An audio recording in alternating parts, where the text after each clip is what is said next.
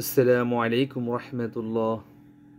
সম্মানিত দর্শক শ্রোতা, আল্লাহর এই দুনিয়ায় যে যেখান থেকে আজকের এই ভিডিওটি দেখতেছেন সবাইকে জানাই আন্তরিক শুভেচ্ছা এবং আজকের এই ভিডিওতে সবাইকে স্বাগত।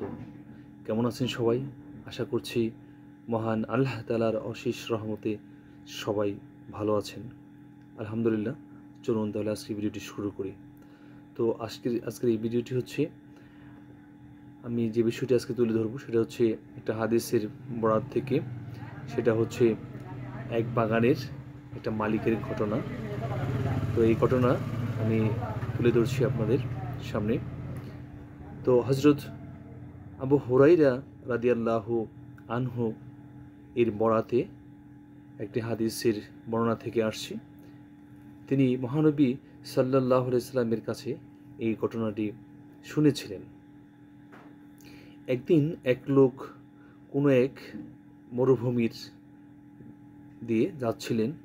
এমন সময় হঠাৎ মেঘ থেকে তিনি একটা আওয়াজ শুনতে পেলেন।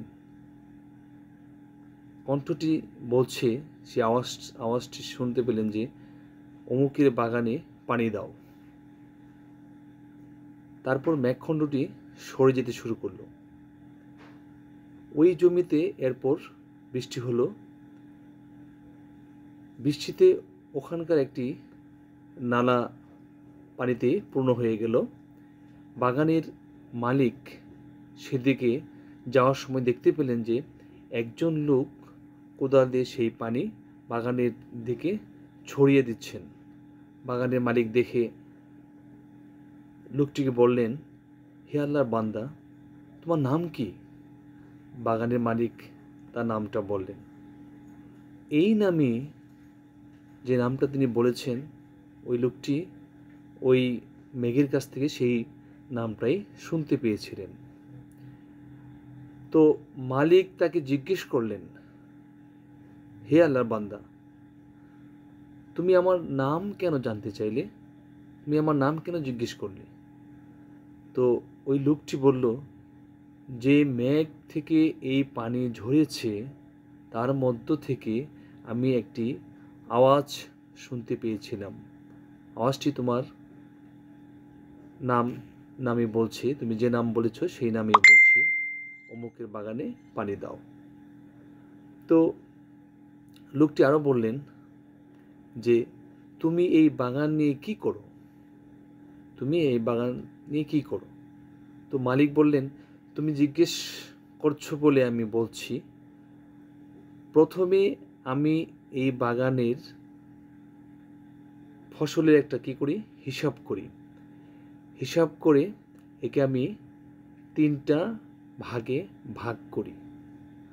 প্রথমে আমি সমস্ত বাগানের ফসলের একটা হিসাব করি। হিসাব করে আমি এটাকে কয়টা ভাগে, 3টা ভাগে ভাগ করি। ভাগ করার পর আমি একটা ভাগ আমি সদকা করি, আরেকটা ভাগ আমার ও আমার পরিজনের জন্য রাখি, আর আরেকটা ভাগ আমি বাগানের কাজে, উন্নয়ন খরচে, বাগান পরিচর্যার জন্য, বাগানের জন্য আমি উন্নয়ন খরচের জন্য আরেকটা অংশ আমি রেখে দিই। তো এটা হচ্ছে মুসলিম শরীফের একটা হাদিস। তো আশা করি বুঝতে পেরেছেন। তো মহান আল্লাহ তাআলা আমাদেরকে এর উপর আমল করার তৌফিক দান করুক। আমরা যেন এইভাবে আমরা আমাদের পুরানো হাদিসের আলোকে আমরা আমাদের জীবনে করে তুলতে পারি। আল্লাহ তাআলা যেন আমাদেরকে এই তৌফিক দান করেন। আমিন। তো ভালো থাকবেন সবাই। আজকে ভিডিওটি এখানে শেষ করছি। আল্লাহ হাফিজ। আসসালামু আলাইকুম ওয়া রাহমাতুল্লাহি ওয়া বারাকাতুহু।